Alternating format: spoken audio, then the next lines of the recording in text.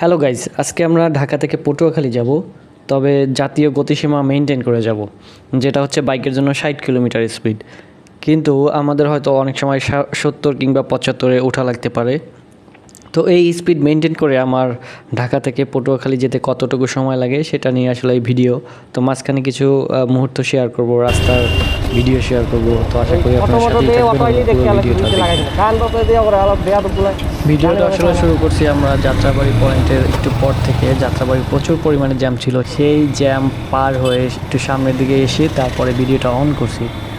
তো রাস্তায় আসার সময় অটোরিকশার সাথে একবার আমার বাইকের পিছনে ব্যাক লেগে গেছিলো, আর পিছনে একজন পিলিয়নও আছে।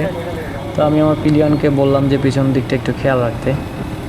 আর এই রাস্তা দিয়ে যাওয়ার পথে আপনারা অবশ্যই খেয়াল করতেছেন যে উল্টো দিক থেকে অটোগুলো আসতেছে। এখানে আমি খুব স্বল্প স্পিডই চালাবো, যখন আমরা এক্সপ্রেস হইতে উঠবো তখন আমাদের স্পিড হিট করব। এখানে যথেষ্ট সাবধানতা অবলম্বন করেই চালাচ্ছি।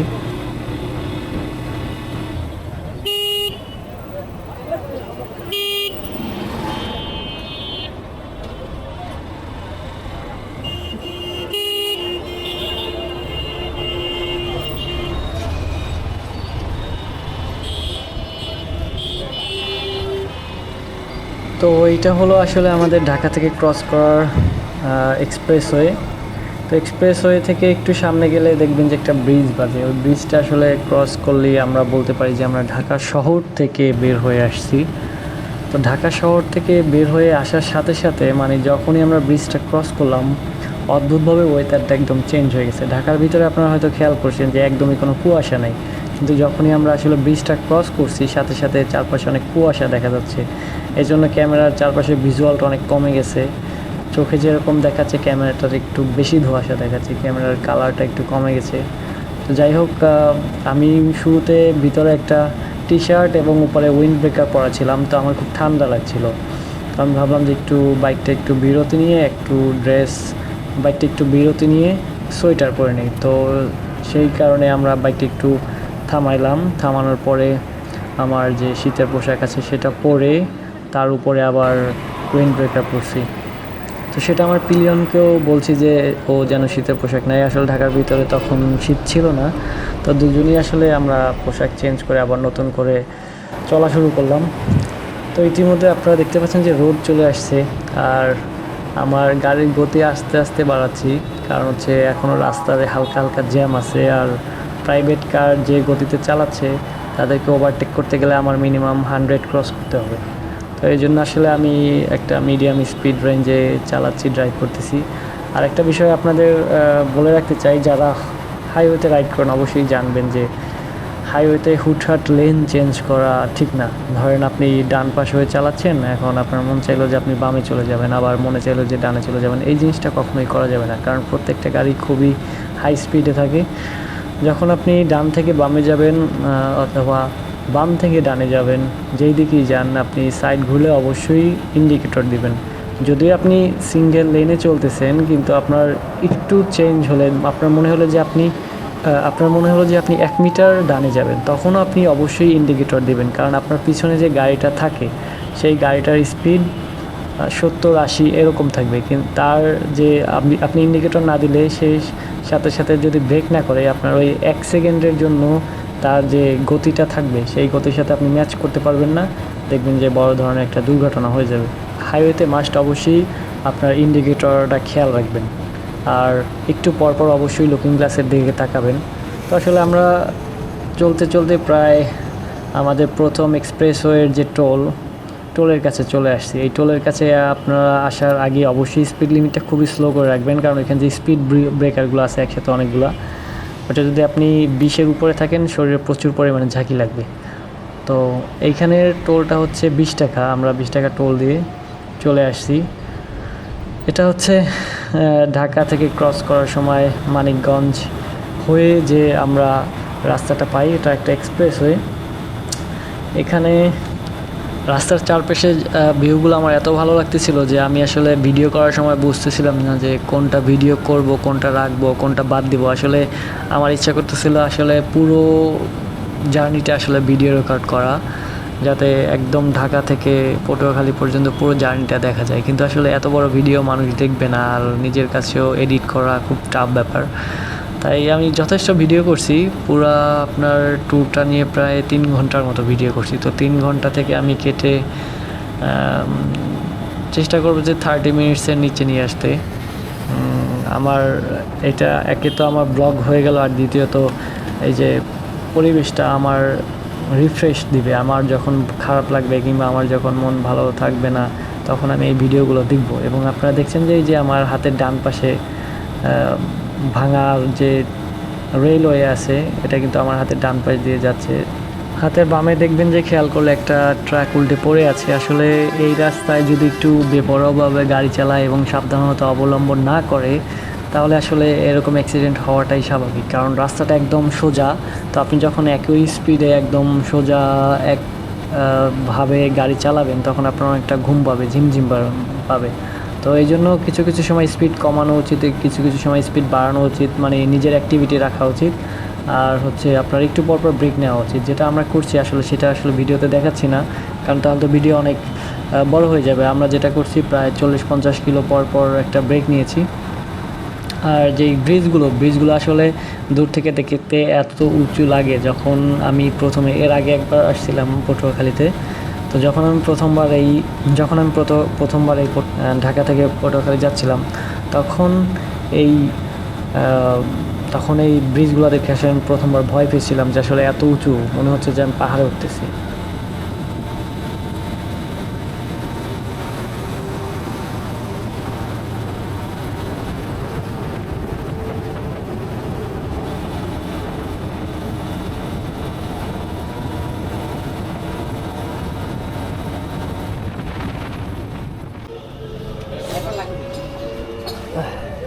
রুটি আছে না মামা? তেল রুটি দেন, 2টা রুটি দেন, ভাজি দেন। আচ্ছা বলুন, ভিতর থেকে একটু কষ্ট করে ভিতরে বসার জায়গা আছে? আচ্ছা দেন, সামনে দেন। আচ্ছা এইখানে এটা আপনার না? হ্যাঁ হ্যাঁ, বসেন। ঠিক আছে।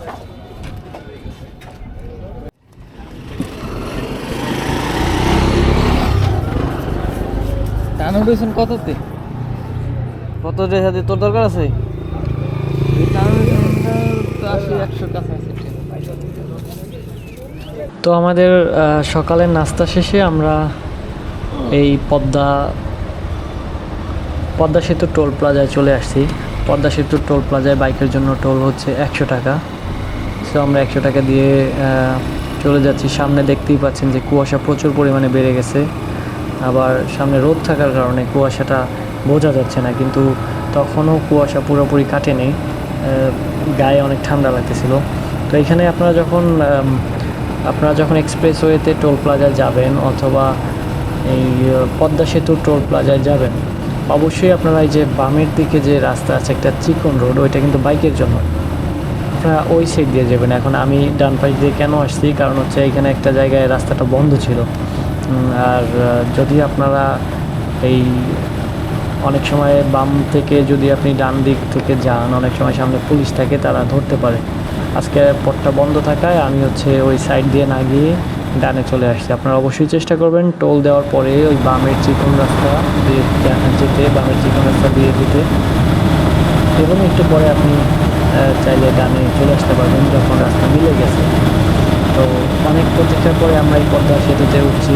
পদ্মা সেতুতে ওঠার মুহূর্তটা আসলে অস্থির। চারপাশে অনেক ক্লিয়ার একটা ভিউ ছিল। ক্যামেরাতে আসলে চারপাশটা দেখা যাচ্ছে না, কিন্তু চোখে খুবই দেখা যাচ্ছে। আর আমরা ভিডিওটা একটু স্পিড আপ করছি, কারণ হচ্ছে এত বড় ভিডিও আসলে স্পিড আপ না করলে অনেক লেন্দি হবে। তাই আমরা ভিডিওটা একটু 2x দিয়ে আপনারা স্পিড আপ করে নিচ্ছি, যাতে মোটামুটি আমি সব ইন্টারেস্টিং ভিউগুলো কাভার করতে পারি।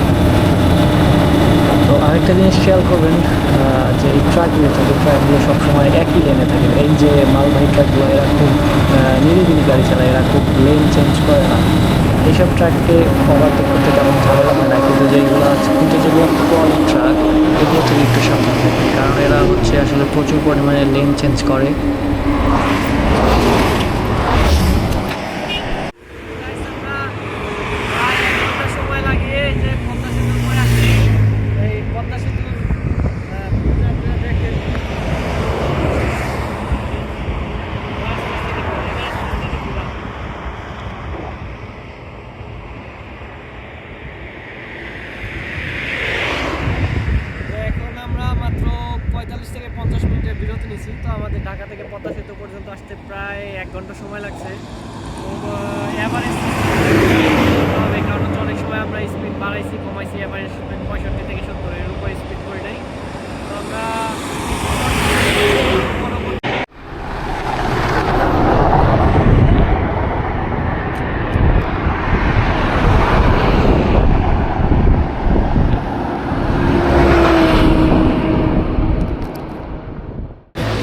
এদের যে ইঞ্জিনের শক্তিও কিন্তু ওই নর্মাল মালবাহী ট্রাক থেকে অনেক বেশি থাকে। এরা খুব বেপরোয়াভাবে চালাই বলা চলে। এরা অনেক সময় দেখা যায় যে পরিবহন বাসের সাথেও ওভারটেক করার চেষ্টা করে। তো এই ট্রাকগুলো থেকে একটু সাবধানে থাকবেন। আর এখানে দেখবেন যে পদ্মা সেতুর উপরে লেন আছে অনেকগুলো, একদম সাইডে একটা লেন, মাঝখানে একটা লেন, ডানে একটা লেন। তো যেটা একদম বামের লেন, ওই লেনে সহজে আসার চেষ্টা করুন। এখানে তখনই আসবেন যখন আপনার স্পিড একদম স্লো করতে হবে কিংবা আপনার গাড়িতে কোনো সমস্যা হয়েছে। আর একটা জিনিস আপনাদের জানিয়ে রাখি, পদ্মা সেতুতে কিন্তু গাড়ি থামানো যায় না, এটা কিন্তু নিষেধ। তো আমরা তারপরে একটু থামিয়েছিলাম, কারণ আমাদের একটু ব্রেক নেওয়ার খুবই ইমার্জেন্সি দরকার ছিল। অনেকক্ষণ রাইড করার পরে আমার শরীরটা খুবই ব্যথা করতেছিল, এই জন্য আমি কিছুক্ষণের জন্য দাঁড়িয়েছি। তো বেশিক্ষণের জন্য দাঁড়াইনি, আমি 5 মিনিটের জন্য দাঁড়াইছি, কিন্তু 5 মিনিটের জন্য দাঁড়ানো কিন্তু ঠিক না। পদ্মা সেতুতে একটু দাঁড়ানোর পরে আমরা আবার আমাদের কাঙ্ক্ষিত গন্তব্যে চলা শুরু করলাম। তো এখন অনেকটা শীত কমে গেছে, কিন্তু তারপরও যখন বাতাস লাগছিল তখন একটু ঠান্ডা লাগছিল। রোদের কারণে শীতটা অনেক কমে গেছে। আমি আমার স্পিড লিমিট মেনটেন করি এখনও গাড়ি চালাচ্ছি। 75 এর উপরে আমি কখনো ক্রস করছি না, 80, সর্বোচ্চ 80। যদি কখনো ওভারটেক করা লাগতেছে তখন আমি 80 রাখতেছি। আর এছাড়া আমি স্পিড লিমিট ক্রস করছি না, নিরিবিলি চালাচ্ছি। এবং আপনারা দেখতেই পাচ্ছেন যে আমি 80-তে ড্রাইভ করার পরেও অনেক গাড়ি যেগুলো ট্রাক আছে ওগুলোকে আমি ওভারটেক করে যাচ্ছি, কারণ ট্রাক আসলে 60-70 এই স্পিডই চালায়। কিন্তু যেগুলো প্রাইভেট কার থাকে এরা আসলে 90-100 এরকম স্পিডে চালায়। আর যেগুলো পরিবহন গাড়ি এদের তো কোনো লিমিট নেই, এরা যখন যেটা মন চায় সেভাবে চালায়। আপনারা হয়তো দেখতেও পাচ্ছেন যে সামনে দিয়ে কীভাবে বাউলি দিয়ে যাচ্ছে। তো বিশেষ করে এই পরিবহন গাড়ি থেকে সব থেকে বেশি সাবধান থাকবেন, যেটা আমি থাকি। আর গাড়ি চালানোর সময় অবশ্যই একটু পরপর লুকিং গ্লাসে তাকাতে হবে। যেটা ড্রাইভিংয়ের নিয়ম হচ্ছে প্রতি 6 সেকেন্ড পরপর লুকিং গ্লাসে তাকানো। আসলে 6 সেকেন্ড পরপর আসলে তাকানো হয় না, কিন্তু চেষ্টা করবেন যত দ্রুত তাকানো সম্ভব। কারণ 6 সেকেন্ড পরপর যদি আপনার লুকিং গ্লাসে তাকাতে হয় বাংলাদেশের মতো রোডে, সামনে অনেক সময় গাড়ি থাকে, 6 সেকেন্ড মানে আপনার 80 স্পিড থাকলে 6 সেকেন্ডে আপনি অনেক দূরে চলে যাবেন। তো সব দিকেই খেয়াল রাখতে হবে, সামনের দিকে একটু বেশি খেয়াল রাখতে হবে, লুকিং গ্লাসেও খেয়াল রাখতে হবে। কারণ আপনি লুকিং গ্লাসে যদি খেয়াল না রাখেন, আপনি হয়তো 30 সেকেন্ডের ভিতরে পিছন থেকে একটা পরিবহন গাড়ি ফুল স্পিডে চলে আসতে পারে। আপনি হঠাৎ করে ভয় পেয়ে যাবেন, তারা কাছাকাছি এসে খুব জোরে একটা হর্ন দিবে। আপনার যদি অনেক জোরে একটা হর্ন দেবে, যে কারণে আপনি ভয় কেঁপে উঠতে পারবেন, যে কারণে আপনি ভয় কেঁপে উঠবেন এবং আপনার হ্যান্ডেল বারটা কেঁপে উঠবে। এবং যে আপনার পরিবহন গাড়ি যখন আপনার পাশ দিয়ে যায় তখন খুব জোরে একটা কিন্তু বাতাস হয়। তো হ্যান্ডেলটা খুবই অবশ্যই গ্রিপটা শক্ত করে ধরে রাখবেন। তো আমি চেষ্টা করতেছিলাম যে গুগল ম্যাপ ছাড়াই একদম ঢাকা থেকে পটুয়াখালী পর্যন্ত যাব। আর এই যে চারপাশের যে ভিউটা এত সুন্দর, যেটা ক্যামেরা আসলে বোঝা যাচ্ছে না, অনেক সুন্দর ভিউ। আর বামে দেখতেই পাচ্ছেন আপনারা সেই ভাঙা রেলওয়েটা এখনও আছে। আর ডান দিকের লেনটা অনেক সুন্দর। এই গাছগুলো যদি বসন্তের সিজনে দেখা যায়, যদি কখনো সুযোগ হয় বসন্তের সময় আপনাদের এই রোডটা আবার দেখাবো, তখন আসলে দেখবেন যে রাস্তাটা কত সুন্দর। এখন তো গাছপালা আসলে নেই বললেই চলে, গাছের পাতা এখন তো আসলে গাছে পাতা নেই, এই জন্য রোডটা এরকম লাগতেছে। কিন্তু বর্ষাকালে বা বর্ষার শেষে যে সময়টা থাকে ওই সময়টা গাছগুলো অনেক সুন্দর লাগবে এবং রাস্তাটা আরও বেশি সুন্দর লাগবে। তখন চেষ্টা করবো আর একটা এই রোডে ব্লগ বানানোর জন্য।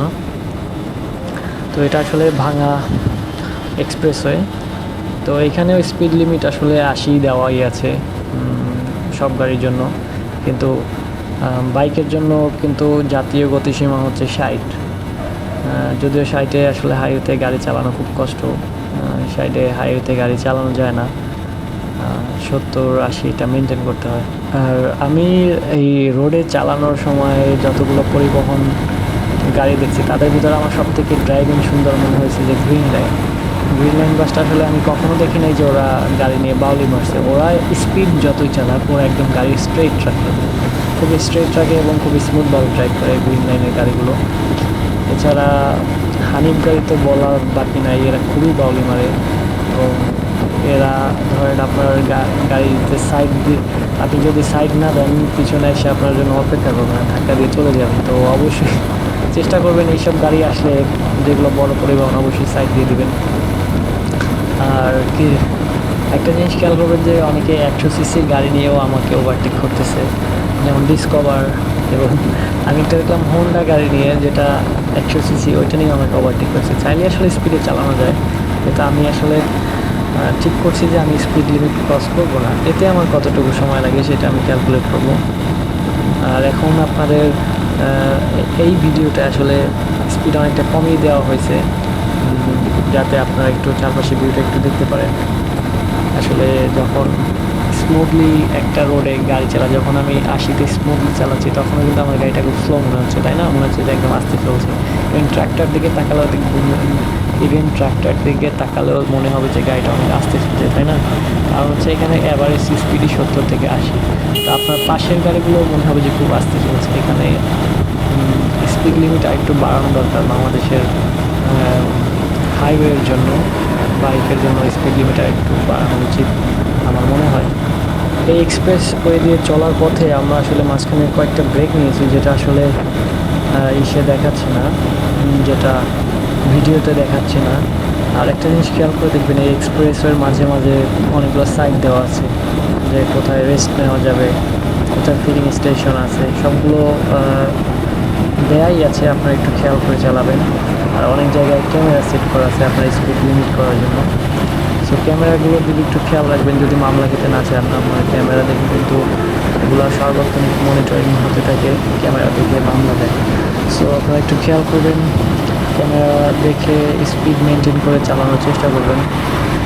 তাহলে আশা করি কখনো এইসব রাস্তায় ঝামেলায় পড়বেন।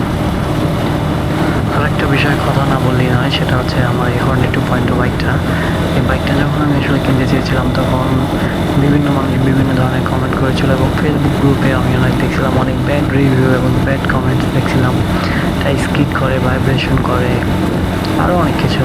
তো তারপর আমার হোন্ডা ব্র্যান্ডের উপর সবসময় একটা ভরসা ছিল, সেই সাহস নিয়ে হর্নেট 2.0 বাইকটা নিয়েছিলাম। তো এখন যখন আমি হাইওয়েতে রাইড করতেছি, এটা সুফল পাচ্ছি। যে পরিমাণে রেডি পিক আপ এবং কোনো ধরনের ভাইব্রেশন নাই। হ্যাঁ, শুরুর দিকে কিছু কিছু সমস্যা ফেস করছিলাম, যেমন সাসপেনশনটা অনেক হার্ড ছিল, যেটা এখন সফট হয়ে গেছে। এবং শুরুর দিকে গাড়ি অনেকটা গরম হতো, সেটা অনেকটা কমে গেছে, কারণ এখন সিনথেটিক অয়েল ব্যবহার করি। আর এছাড়া মাইলেজের ক্ষেত্রে বলি, শুরুর দিকে আমি আমার গাড়িতে মাইলেজ পেতাম 38 থেকে 40, কিন্তু যখন হাইওয়েতে আসছি, এখন হাইওয়েতে মাইলেজ সব গাড়িতে একটু বেশি দেয়। তো আমি হিসাব করে দেখলাম আমার গাড়িতে 54 কিলোমিটার মাইলেজ দিচ্ছে। তো 184 সিসির বাইকে 54 কিলোমিটার মাইলেজ কিন্তু খুবই একটা ভালো মাইলেজ। তো এই বাইকটা আসলে এরকম হাইওয়ে রাইডে একদম নিজের বন্ধুর মতো ব্যবহার করবে, আপনার কথা শুনবে। আপনি যখনই কাউকে ওভারটেক করতে যাবেন, যখন আপনি পিক আপটা ঘোরাবেন, সাথে সাথে আপনার বাইক আপনার কথা শুনে দৌড়তে হয়। এটা যে রেডি পিক আপের যে একটা মজা, আর এর যে পিজিএম এফআই যে কতটা কার্যকরী, সেটা আপনি রাইড না করলে বুঝতে পারবেন না।